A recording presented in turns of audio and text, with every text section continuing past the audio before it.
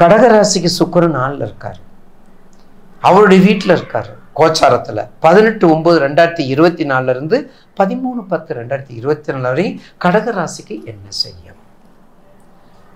கடகராசினாலே ராசிக்கு 4க்கும் 11க்கு உரியவன். கடகராசிக்கு சுக்கிரன் வந்து யாருக்கு?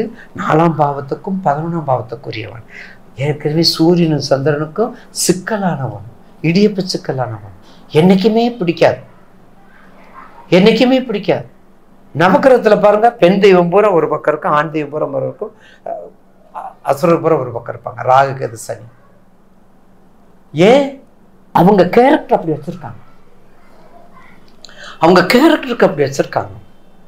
அதே போல கடகத்துக்கு எப்போதுமே அம்பாளுக்கு சுக்கிரன் கொஞ்சம் பணிந்து தான் இருக்கும்.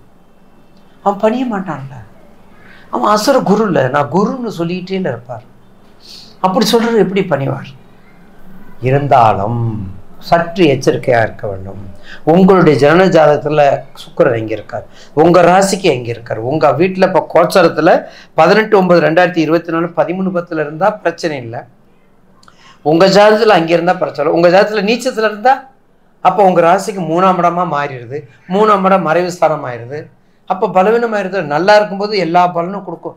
நல்லா இருக்கும்போது கடகத்துக்கு சிம்மத்துக்கும் குறைந்த பலனை தான் கொடுக்கும். Note the point.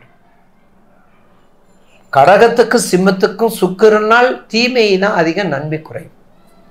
எவ்வளவு சுப பலன் இருந்தாலும் கடகராசிக்கும் சிம்ம ராசிக்கும் மத்திம பலனை தான் கொடுக்கும். அது as per சுக்கிரனுடைய கேரக்டர், as per சுக்கிரனுடைய ப்ரிடிக்ஷன். அதனுடைய கேரக்டர் தன்மை மாறிவிடும். செவ்வாய் சனிக்கு எப்படி மாறுது, ராகு சந்திரனுக்கு எப்படி மாறுது, குரு புதனுக்கு எப்படி மாறுது, அதே போலதான் சுக்கிரனுக்கும் சந்திரன், சுக்கிரனுக்கும் சூரியனும் மாறிவிடும். புரிஞ்சுக்கிறணும். ஒரு சப்ஜெக்ட் எடுத்து சொல்லும் பொழுது யாரும் கேள்வி கேட்கக்கூடாது, கேள்வி கேட்கணும். அதுக்கு நான் பதில் சொல்ல தயாரா இருக்கணும். அப்படித்தான் எங்க குரு சொல்லியிருக்காரு. கேட்கும்போது கேள்வி கரெக்டா கேட்கணும், அப்பதான் பதிலும் கரெக்டா வரும். ஏன்னா கால கலியுகம். அப்ப சுக்கிரனால் சந்திரன் கடகராசிக்கு மத்தியம பலன். அப்போ உங்க ஜனன ஜாதகத்தை எடுத்துக்கொள்ளுங்கள். ஜனன ஜாதகத்தை எடுத்துக்கொண்டா நிச்சயமாக அதுக்கு ஒரு நல்ல நல்ல தசாபத்தி நடத்தால் நல்லா இருக்கும். இல்லைன்னா கொஞ்சம் மத்தியம பலனை தான் கொடுப்பாரு. அதனால சுக்கிரனுடைய கடகராசிக்கு கடகராசிக்காரவங்க எப்போதுமே நல்ல வழிபாடு பண்ணுங்க. ரங்கநாதரை பிடிச்சுக்கங்க, ரங்கநாயகியை பிடிச்சுக்கங்க, ஸ்ரீமுஷ்ணம் போங்க, கஞ்சனூர் போங்க, ஸ்ரீமுஷ்ணம் போங்க, உப்பிலியப்பன் கோயில் போங்க. கஞ்சனூரும் ரங்கநாதனே பண்ணிட்டு பார்த்து எங்கெங்கே பெருமாள் இருக்காரோ எல்லா தாயார் சன்னதிக்கு போங்க. என்னை பெற்ற தாயார் சென்னையில் பாருங்க, அவ என்னை பெற்ற தாயார் சமேத இருக்கக்கூடியவர். உலகத்துல யாருக்கு அந்த பேர்? அப்படிப்பட்ட என்னை பெற்ற தாயார் சன்னதிக்கு போங்க. அங்கே போய் அம்பாள் வழிபாடு பண்ணுங்க. இருதயாலீஸ்வரர் இருக்கார் பக்கத்துல, அவரையும் கும்பிடுங்க. நிச்சயமாக ஒரு நல்ல வழியை காட்டுவார். கடகராசிக்கு சுக்கிரனால் நன்மை பலன் கம்மியாக இருந்தாலும் மத்தியம பலனாக இருந்தாலும் நீங்க செய்யக்கூடிய பிரார்த்தனை, அதான் நான் சொன்னேன்ல, ஒரே ஒரு பிரார்த்தனை மட்டும் விடாதீங்க. 12 ராசிக்கிறவங்களுக்கு 12 ராசியில கடகராசி,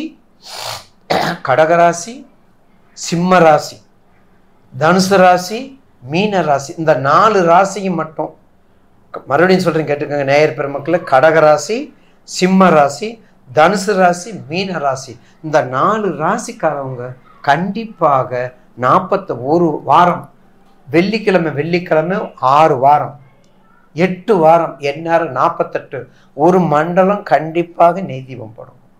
கண்டிப்பாக வெண்பட்டு எடுத்து சாப்பிடுங்க. கண்டிப்பாக சக்கரை பொங்கல் போடுங்க. கண்டிப்பாக பால் சாதம் போடுங்க. கண்டிப்பாக நெய் தீபம் ஏற்றுங்க. மொச்ச தானம் கொடுங்க. வெண் ஆபரணங்கள், வெண் சம்பந்தப்பட்ட ஆடைகள், வெள்ளைக்கலர் ஆடைகள்லாம் சாரணம் கொடுத்தீங்கன்னா நிச்சயமாக அது உங்களுக்கு மாறி நல்ல சுப பலனை கொடுக்கும். நேயர் பெருமக்களுக்கு நன்மை அதிக வேண்டும், தீமை சேராம இருந்தா போதும். அடியனை பொறுத்தவரை